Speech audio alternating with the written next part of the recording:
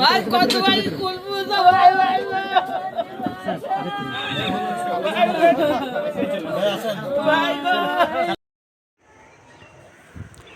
নানুর বিধানসভার ধূপসারা অঞ্চলের পাতিছাড়া গ্রামের তৃণমূল কংগ্রেসের বুথ সভাপতি দলের একনিষ্ঠ সৈনিক রাসবিহারী সর্দার বিগত কয়েকদিন আগে দুষ্কৃতীদের আক্রমণে নিহত হন। আজ 12ই ডিসেম্বর পাতিছাড়া গ্রামের তার বাসভবনে গিয়ে রাসবিহারী সর্দারের প্রতিকৃতিতে মাল্যদান করেন বীরভূম জেলা পরিষদের সভাধিপতি ফাইজুল হক ওরফে কাজল শেখ। তিনি শোকাহত পরিবারের সদস্যদের প্রতি গভীর সমবেদনা জানান এবং পাশে থাকার আশ্বাস দেন।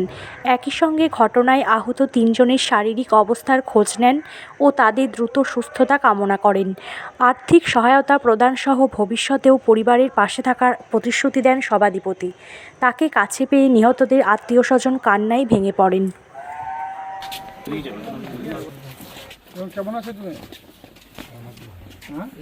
সব আছে আর থাকবে, তোমাদের কোনো সুবিধা অসুবিধা হলে বলবে তোমরা।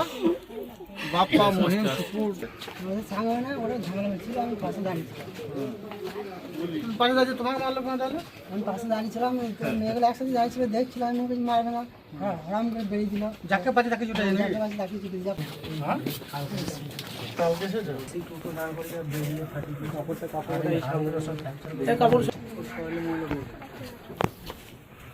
মাথায় সেলাই কতগুলো হয়েছে? মাথায় সেলাই একটাই হয়েছে। আজকে আমরা ধূপসারা অঞ্চলে পাতিছাড়া গ্রামে এসেছি। আপনাদের জানা আছে বেশ কয়েকদিন আগে এই গ্রামে একজন মার্ডার হয়েছে, খুন করা হয়েছে তাকে। যদিও সেটা একটা গ্রাম্যগত বিবাদ ছিল, পুলিশ তদন্ত করছে।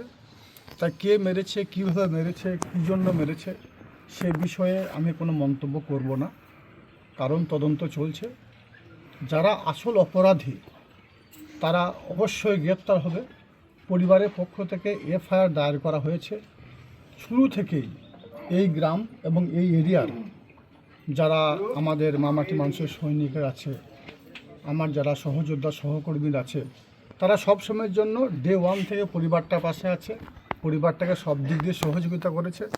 আমি বিশেষ কাজে বাইরে ছিলাম, তাই আসতে আমার বিলম্ব হয়েছে, দেরি হয়েছে। আমরা এসেছি পরিবারটাকে আশ্বস্ত করতে এসেছি। তোমাদের পাশে আমরা বিগত দিনও ছিলাম, এখনও আছি এবং শেষ পর্যন্ত থাকব। তাই এই কেসের যারা আসামি তাদের মধ্যে 4 থেকে 5 জন অলরেডি অ্যারেস্ট হয়ে গেছে। বাকি যারা আছে তারা অতি দ্রুত অ্যারেস্ট হবে পুলিশ প্রশাসনের কাছে। সেই বিষয়টা আমি গিয়ে জানাবো। ওনার ছেলেও তো আহত রয়েছেন, কি দেখবেন? ওনার ছেলে আহত আছে, আরও গ্রামে আরও 2 জন আহত আছে। অর্থনৈতিকভাবে কিছুটা সহযোগিতা হাত বাড়িয়ে দিলাম।